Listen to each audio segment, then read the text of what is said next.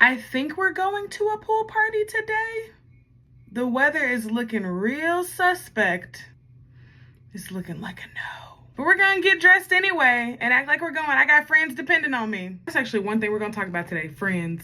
If you've been keeping up, I'm very new to makeup. This is my third time doing a full beat, as it's called.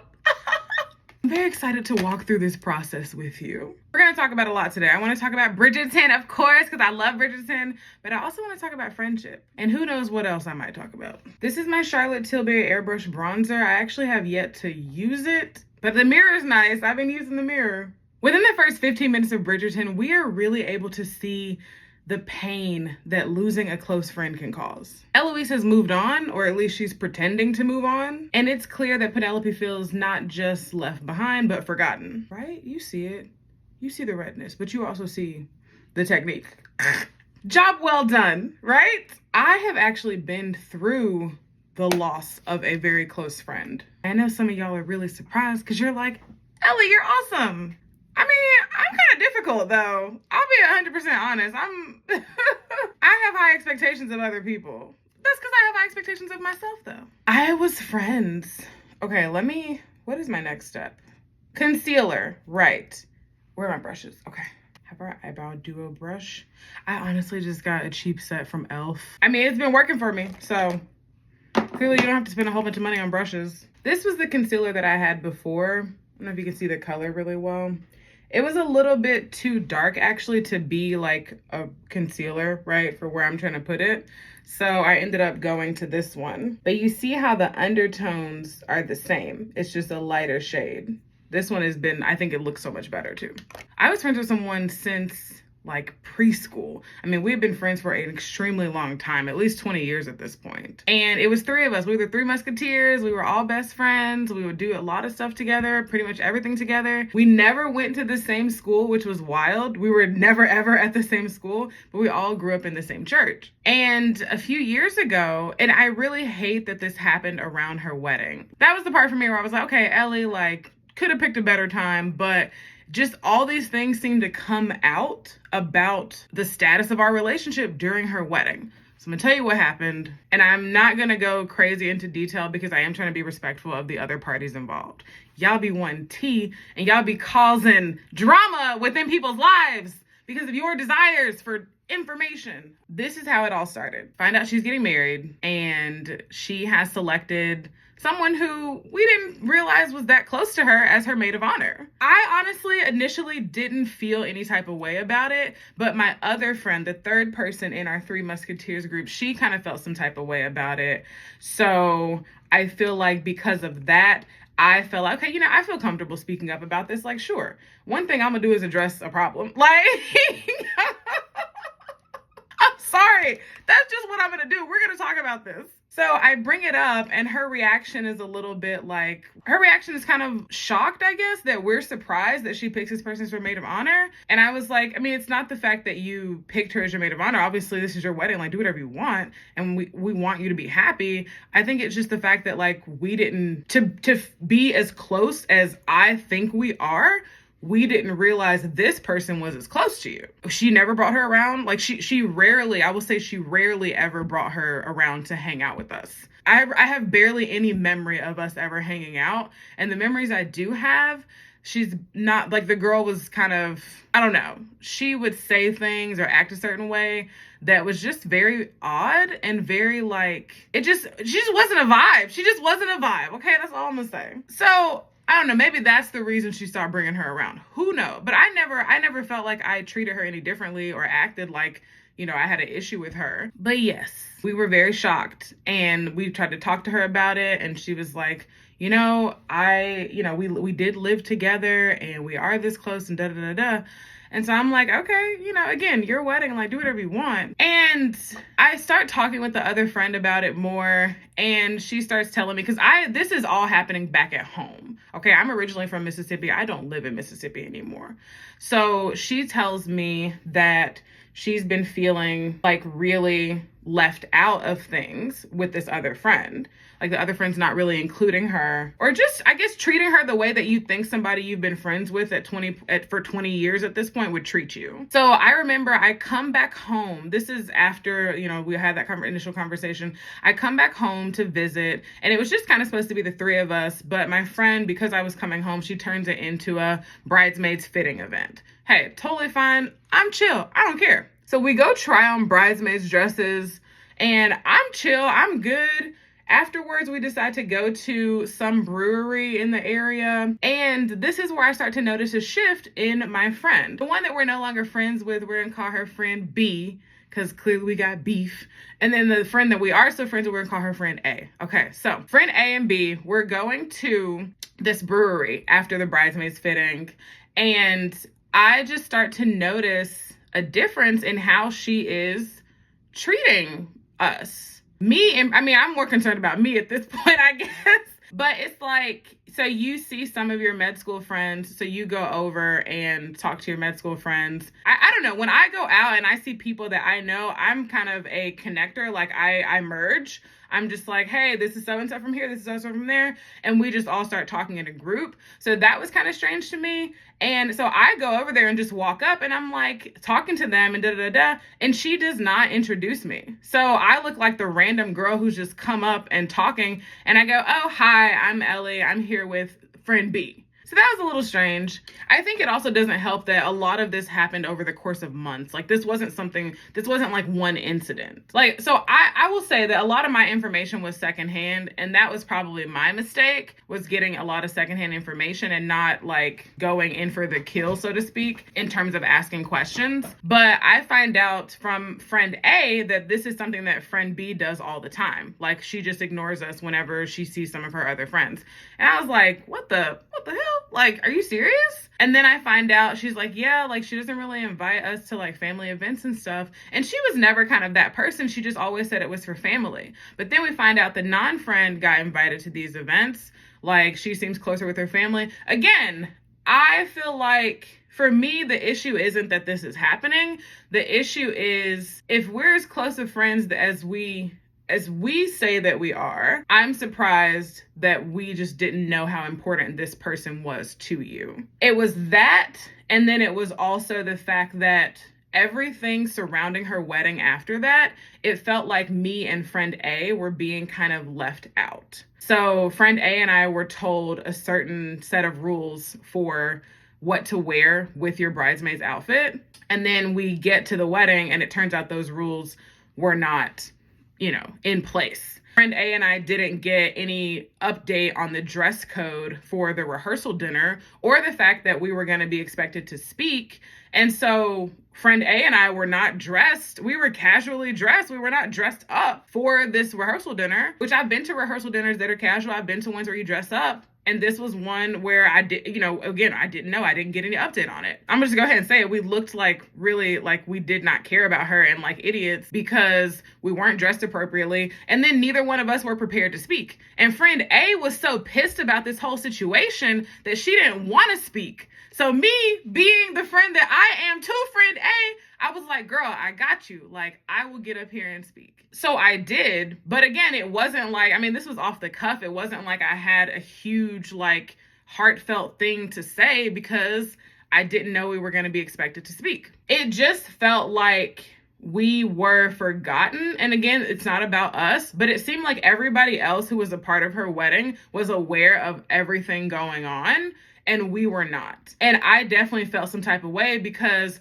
it made it to me said, okay, like clearly you don't think of me as highly as I thought of you in terms of our friendship. Okay, so now I learned that you do the under part and then that becomes the primer for your eyeshadow. It just felt like everything surrounding her wedding, we were left out. And again, these are people you've been friends with for 20 years. So I definitely felt some way being treated like that because of the level that I had her, and also realizing that clearly if she's treating me this way, I must not be as important to her as I thought. And I think that for me, quite honestly, that was enough for me to be like, this is like done, right? Or at least to consider like we might not actually be friends anymore. Because one thing that and this may be toxic, I may be the villain in this story, I don't know.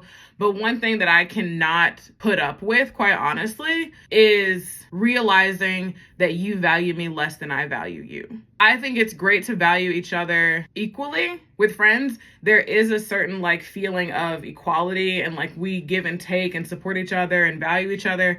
And so for me, it felt like not only do you not value me as much as I thought you did, but now you're treating me really, honestly, horribly during this whole thing. It just, for me, was a different, I had never seen this part of her. And it made me question everything about our friendship prior. That's what happens in any relationship. And I do equate friendships to relationships just as important as romantic relationships. I feel like that's what happens in a relationship when you lose trust. It's not like that one incident is what really does it in. It's the fact that, well, now I'm questioning everything that you've done before. So now everything is called into question. So I don't have just one thing that's happened. Now I've got a whole slew of things that have been going on, and I feel some type of way. So even after that, though, I tried. So this is after the wedding. I honestly had just kind of like stopped talking to her that much.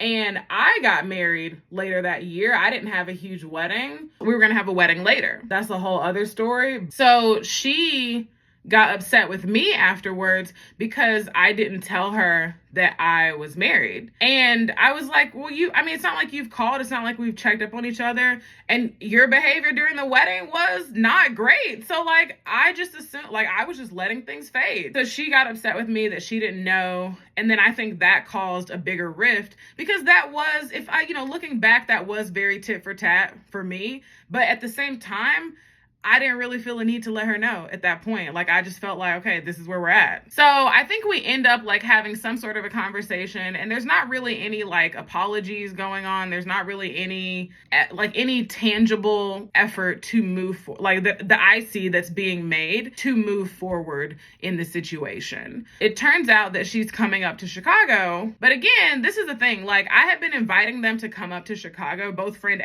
and friend B, since I moved to Chicago. And neither one of them had come. So then I find out that she's coming, but it's not really to visit me. It's to visit another friend. But then you just kind of tell me last minute that you're coming. We end up trying to make plans, but they don't really work because I didn't live at the city at that time. I lived in the suburbs. So I was like 45 minutes away, an hour away. And again, it was very last minute. I had other plans. So we just never ended up linking up. And I don't really think anything truly happened after that. Like, I know we had like a friend group, and at some point I just felt like everything was it just started to feel fake. I think when you don't address certain issues within friendships, things really start to feel fake. They start to feel like, what is going on here? And that's kind of how I felt. So I ended up leaving that friend group. And that was kind of, the like actual message group, right? I ended up leaving the message group, and that was kind of that. I'm not going to act like this decision didn't hurt my feelings. Like, I still tear up about it, but I think that I did what was best for me at the time, and even best for me now. That is a situation. We have like talked here and there, like via messages here and there, but I don't know that I ever really see things going back to the way that they were.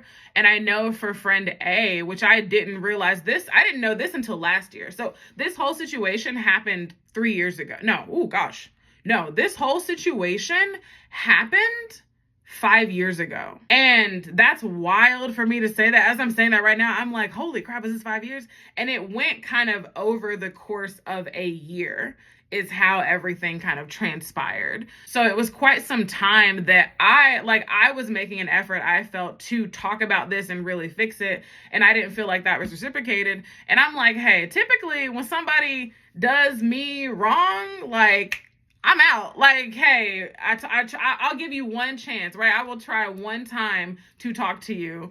And that's kind of it. But because we were such close friends, right? Because these are all my things. I think there's levels to friendships. And that was another thing. Like, oh crap, I'm not at the same level as that I have put you at. That sucks. I felt like because she was at this level, I should try a little bit harder, and she deserves a little bit more effort from me if this friendship is truly important to the both of us. I tried. I put in effort. I think, crap, I forgot to put on my primer. I share that story. I mean, yeah, we're not friends to this day. And I didn't realize until last year when I went on a cruise with friend A that this was actually affecting her quite negatively. I think for friend A, she felt the need to, like, it took her, I think, like 3 or 4 years to actually talk about everything that happened with friend B. Whereas I feel like I had kind of already tried to address it. And so she is still friends with friend B, which is fine. I mean, you be friends with whoever you want to be friends with. And I've even told friend A, so let me tell you what happened first. So she's still friends with friend B, which is absolutely fine. Like, and I'm not going to be weird or anything in person, but I feel like friend A, I don't know if she's been giving off the sense that that I would be weird around friend B or something, but that's not the case. So she invited me to go on a trip to New Orleans with her, with friend A. She invited me to go on a trip to New Orleans. She's like, well, friend B is going to be there. And I was like, okay, cool. Like, that's fine. Like, this is your birthday, girl, whatever. We ended up not going on the trip, but it just every time there was some sort of, she just seemed kind of awkward or whenever she would talk about friend B. And I'm like, girl, I'm absolutely fine. So we have this whole heart to heart on the cruise ship. And I realized that this has really been hurting her, that like we're not talking anymore. So I'm like, you know what? Maybe we could put together a trip and like talk through things. Like, that's fine. I think I reached out to friend B like a few weeks after. We had planned a certain day, but then I had like work. I think I had a work conference that was coming up. So I canceled. This was like months in advance. It was like 2 weeks after we had planned it. I also was just kind of like, no, like friend A, like I made my decision. I don't know. It just kind of felt like she had made it seem like I was being prideful and that there was hurt involved. And that's the reason why I didn't want to go back to being friends. Now, I think that that is 50% true. And she was like, well, I think it's just a choice. Like, if you want to be friends with somebody again, which is true. Also, like being friends, being in a relationship, loving somebody, these are all choices, babe. They're all literally just choices. I'm never gonna get my makeup done talking to y'all ever. These are all choices that you make in life. And I had made the choice not to continue this friendship. I think that I felt like friend A didn't really respect that, or she just thought I was like being emotional and in my head. And I was like, no, I've actually thought quite deeply about this. Like, yes, the emotion was the initial trigger, but also I'm not really in close proximity to this friend anymore. Like, I've not seen her in 5 years, just about. Yeah, I've not seen her since all this happened. So it's like, I'm not in close proximity like that. I have other friends, so I don't feel the need to hold on to this, like to force myself to hold on to this friendship. And I reached out to friend B to tell her like, hey, you know, I was listening to this song, I was thinking about you. And I was like, yeah, I didn't like we start, this is texting, right? We're talking a little bit. And I was like, yeah, I didn't realize this was hurting friend A so much. And she was like, yeah, she kind of like was being a little bit, her message was a little bit of shade. Something like, I just hope that we're able to, I made this decision a while ago to like let things from the past go and da-da-da-da-da. And I just hope that we're able to do that, which was kind of being a little bit shady, like you're holding on to things from the past. And I'm like, bro, I'm not the one who's been keeping us from meeting together. I'm not the one who's been like against even us all hanging out.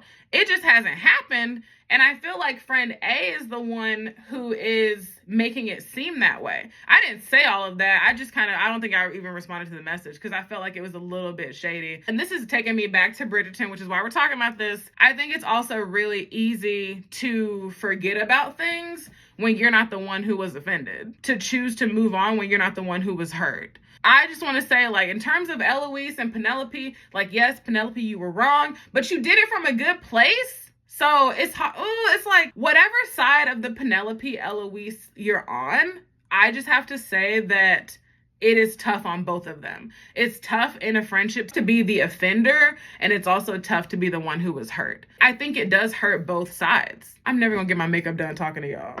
ever. I will say something else that the show points out in terms of friendships, and this is the case with my whole situation. Baby, sometimes sorry just isn't enough. Or it's like too little too late. Like the damage has been done. And I think especially when sorry doesn't come with a change in behavior. Because it's like, yes, we, just like with Penelope and Eloise, there was an apology that happened. Like we talked about things. But I didn't really feel like it came with the change in behavior. As is the case with Penelope and Eloise, it's like, okay, Penelope, you're sorry for what happened. But it's also not like you stopped being Lady Whistledown. If anything, you doubled down on being Lady Whistledown. And I think realizing that Eloise is not going to forgive her, Penelope's fed up with her family. She's like, I got to get out the house. I got to get out the house and I got to do it quickly. I think it's interesting like how invested I am into this season of Bridgerton too. And I feel like part of it is because Penelope, and I will say Nicola, the actress, she does not identify as plus size. So I will just say that for me, it resonates with me that she is not your typical, she does not have your typical body shape, your typical like look of what we see in the media all the time. And I think because she is kind of unconventional in that way, I resonate with her as the character and the actress way more. Yeah, I have watched these episodes more times than I care to admit. Okay, that's all I'm gonna say. Very much invested into Pollen. I think this is also a great time to say that like plus size girlies, we have never been ugly. We just had horrible clothes. We know this to be true. And all it took was a little wardrobe change for her to get the attention that she'd been looking for. But I think it is also true that while clothes can definitely make you more confident, they don't automatically turn you into a conversationalist. You don't immediately know how to flirt. Clothes will definitely get you started on your confidence journey, but you have to do all the internal work. I think it has taken me a long time to speak up for myself, to stop people pleasing, and to start saying what's on my mind. The scene where those guys come up to her and they're like, you look quite charming in your dress, whatever they say. And she's like, oh, so do you, my lord? Like, that was me. I think it's also like, you're like, oh, okay, I finally got the attention. I don't want to say the wrong thing, but then you just end up saying like much of nothing. Much ado about nothing. When you've been plus size all your life, or when you've been, and I'll say it, invisible all your life, it can be daunting to start receiving all this attention from guys. I like legit need to respond to my friends' messages right now. Okay, it took us a minute, but we finally got it all blended. This was totally me though. I was the girl who like, once I started getting all this attention, and honestly, it's because I had better clothes. I think it was also because my attitude, the way that I felt about myself was better, and I started to speak my mind, and you start getting this attention, and you don't really know what to do with it. And then you're also like, I don't want to squander this. I don't want to say the wrong thing and make all this attention go away. I have no issue like with getting dressed, looking pretty, but I still struggle with what to say. And honestly, that is still something I'm working on. This is still something I'm learning, but the conclusion I have come to is that you cannot do the wrong things for the right people. It doesn't matter what I say. And I know there's obviously, that only goes so far, right? But no matter what I say, if this person is supposed to be in my life, whether I say something that's offensive or what it is, then we're going to talk about it. We're going to work through it. We're going to move beyond it. But I think if that person is not meant to be in your life, then certain things that you say or do are going to deter those people. And that's not a bad thing, but it's something that it took me forever to realize, and then also to put into practice. Like, no, I'm going to say this because this is what's on my mind, and this is why I truly think about this. And if you don't like it, hey, that's totally cool. Like, we don't have to be friends. We don't have to move any further than this. And I'm not saying I'm out here just like offending people, but I'm literally just out here being myself. Okay, let's do our eyes. You can't do the wrong things for the right people. At the end of the day, if somebody is supposed to be in your life, they will gravitate towards you. And if they're not, then what you say will repel them. And that's okay. How boring would life be if we were meant to have everyone be in it and everyone have access to us? That ain't the tea. That ain't it. I've just been falling in love with this like really like pretty pink, simple pink shade because it's so soft. And I think the best example of that is the fact that Penelope stood up to Colin, which I loved. She was like, you don't have any problem saying that you would never court me at my mom's ball, in my home, in my house? Woo! And I don't think we realize like how big of a deal that is, because he said that to other suitors. And so it's like, for a guy of Colin's stature and his reputation to say that to other suitors, word gets around. And it's like, you basically blackballed her. But she sat there and she spoke her mind. And what happened? He came back and he was like, I'm really sorry for what I said. If people are supposed to be in your life, it doesn't matter what you do or what you say, they're gonna be there. And that's kind of the level that I operate at with friendships, to be honest. Like, I need to feel like, I don't know, I need to feel like we're making each other better. I need to feel like we can have real conversations about things. What's the next step? Here we go. Eyelashes. So yeah, I'm so glad that Penelope was able to stand up to Colin. And I think that it set the stage for the rest of the episodes and for this entire season. And I think what's really interesting for me as I like watch this episode, I feel like I've picked up so many dating tips watching Bridgerton.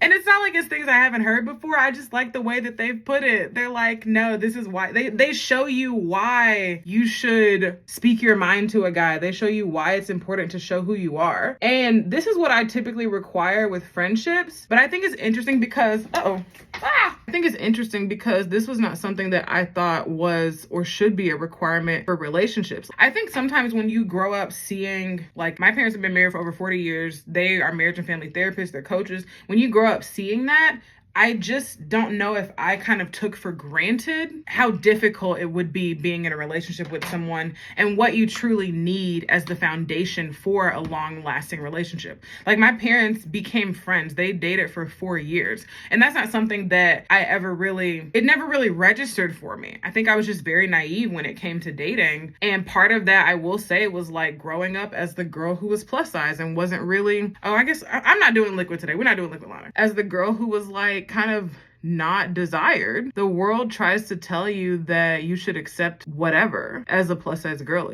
You should be sensible, right? Like Penelope said, I should like to be sensible. You should be sensible in this world because you're a plus size girl, or because you're whatever it is, right? It doesn't have to be plus size, but because you are not the standard, we'll say, this Eurocentric beauty standard, you should accept whatever. And that's just, it's not the case. It's really not the tea. But I think the biggest thing that we can learn with dating is truly to just be yourself. That sounds so cliche, and it sounds like I hear my parents' words in my ear right now, but she wasn't lying. My mama was not lying when she said, just be yourself. The world will try to warp you into who they think you should be. But at the end of the day, this is your life. It truly is your life. You are the only person living it. Like, everybody else might not even exist. That's my little philosophy degree coming through. I think in a world where everybody is conforming and being the same, I think the most radical thing you can do right now is be yourself. And that's what I've been doing, honestly. You know, I haven't been dating. I think I told y'all that I'm like, I took some time off of dating, which my little hiatus is it's almost up.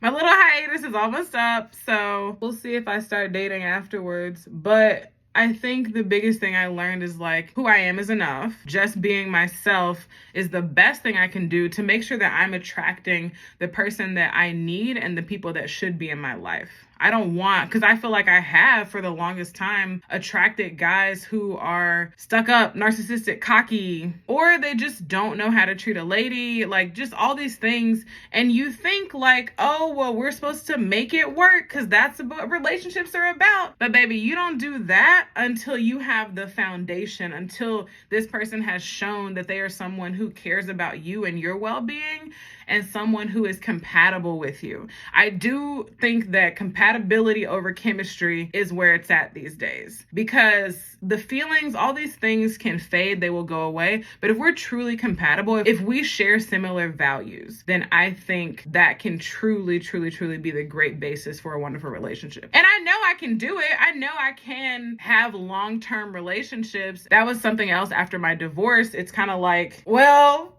we definitely did this wrong. Are we not meant to be married? Are we not meant to be in a long-term relationship? And I was like, no, that's not true, because look at your friendships. Like, I still have 4 close friends, 4 or 5 at this point. I'm over here losing count a little bit. Yeah, I still have close friends. that I've been friends with for over 20 years. And I'm like, so you know how to be in a relationship with people. And the reason that you've been friends with them so long is because you're compatible and you share the same values. So it wasn't about all these feelings, right? I just think that the same energy that I hold when it comes to friendships and who I decide to be friends with and allow into my life on a friendship level, I just need to keep that same energy when it comes to dating. And these are all things that I just really didn't know. I mean, maybe I was all up in my ideal, I'm a Pisces, so maybe we was all up in the clouds and now we're just coming down to earth and being like, all right, this is actually not serving you anymore, like this behavior. And part of that has been from talking to my friends. We talk about this all the time. She's coming together, right? What's the next step? I think it's just my powder. And then we're done. And I gotta go. I'm literally, y'all, I just text my friend, I'm running late. We late, okay? I told her I need another 30 minutes to get this done. I know that dating these days is challenging, but I really think it's challenging because so many of us are out here trying to be someone we're not. We're literally just out here trying to be someone we're not. And then yes, we're getting discouraged when we come across people who constantly hurt us and say things they don't mean. Like, that was totally me. That's part of the reason I stopped dating, because I had honestly just lost my hope in dating. And it wasn't even like hope, like, oh, like because of my size or whatever. It was like, I done been on this many dates and met this many people. This person was so close to being quote unquote the one. That person was close. I was like, you know what though? Like, it's emotionally taxing to continue to go through that, to think that someone, like, they say one thing, to think that they care about you and then find out that they don't. And I think part of that has to do with them not willing to be honest with themselves about who they are. So it all comes back to that. Oh la la, mon Dieu, pourquoi je fais ça? Perfecto. Okay, I'm still forgetting. Oh, blush. Yes, blush. Okay. I don't want you all to be like me. I don't want you to get discouraged about dating to the point where you just give up and don't go out in the world. I saw a post on Instagram the other day that was talking about how like more people are choosing to be single. And while I think it's great that we're able to be fulfilled and content with who we are, I do also believe that we're not meant to do life alone. And I'm not saying that being single means you're alone. Of course, you have friends, you have family, you have community. I do think, for me at least, like, I think having that partner who you do life with, like, that to me, I do still see that as something that I would like to have in my life. I don't think that everybody needs it, everybody wants that, but that is something that I want in my life. And I think it is kind of sad that we're all choosing to be single, because what I think it does is I think it makes it actually maybe harder for you to meet someone, because you become set in your ways. You have a certain way that you like to do things. Your whole life is established. All these things are done already, to the point where it's kind of like, why would you let someone come in who could potentially disrupt that? Because I don't care if they're compatible, this and that. Like, they're going to disrupt something at some point.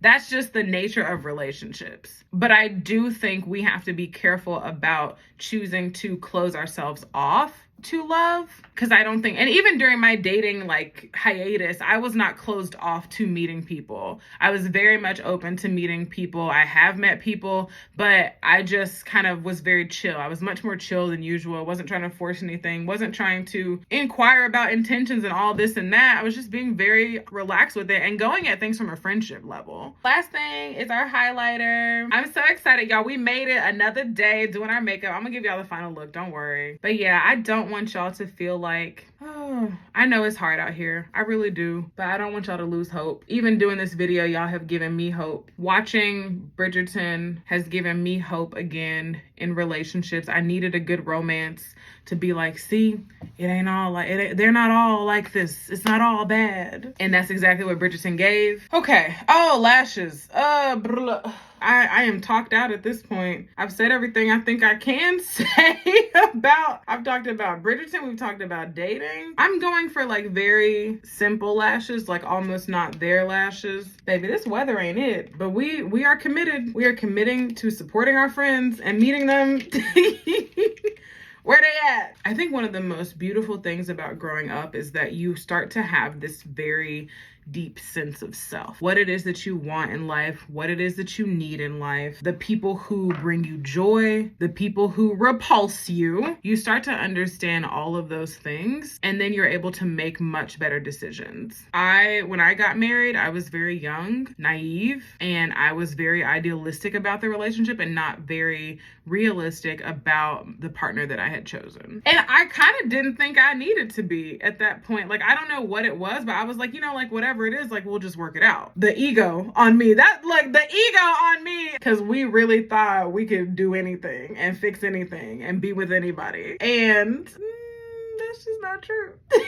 It's just not true. My dad literally, when everything happened, I told my dad, here's how I made my decision. I was like, I have these goals and he's got these goals. Like, I kind of just told my dad a list of like resume items that he was checking off. And that's what my dad literally said. He was like, you looked at marriage like it was a resume. Then you hired the wrong person for the job. The criteria that you had listed for a husband wasn't even things that were important or necessary to be a husband. So, and that's me and my dad's relationship. He's very, this is way too high. Okay. Let's try this again. I thought it was also interesting. Look, because again, I got too much time now with y'all over here trying to figure out this makeup and wasting time telling stories. Now my makeup's not done and I'm running late to meet my friend. But I will say what I thought was very interesting was with Francesca, because I did feel a little bit, and I don't know if this was in the first or the second episode. I think it was the first episode, but yeah, it was the first episode. They asked Francesca, they're like, so, what are you looking for in a husband? And she's like, I suppose I want someone kind. And the girl goes, well, I don't know what she said, but she's like, you don't want someone unkind. And it's kind of like, tell me you are okay with the basement bare minimum without telling me you're okay with the basement bare minimum. But I think we've all done that though, where you're like, well, he's so sweet, he's so nice. And being sweet does not a relationship make. Like, it's not enough for a guy to be kind. Okay, that one went on without a problem. We have to stop expecting everyone to come out of the oven fully baked. I feel like we want everyone to have everything. Men too, not just women. We want everyone to have everything that we've ever wanted and needed in a person from the jump. And I'm not saying that you should date potential. I'm definitely not saying that. But if someone is taking action on the goals that they have set for themselves, even if they're not there yet, but you see them making tangible, measurable progress, I think that's worth a lot. Yeah, you gotta shake this one up a lot. Okay, hold on. Give me a second, because once the hair comes down. Yeah, this is the final look. You don't need to be perfect and have everything together to deserve good things in life. You just need to keep being who you are and striving to be the best version of yourself. Whatever that looks like, no one can define that for you. And the right people will come your way. I love you so much. Thank you so much for watching. Until next time, lovelies. Bye.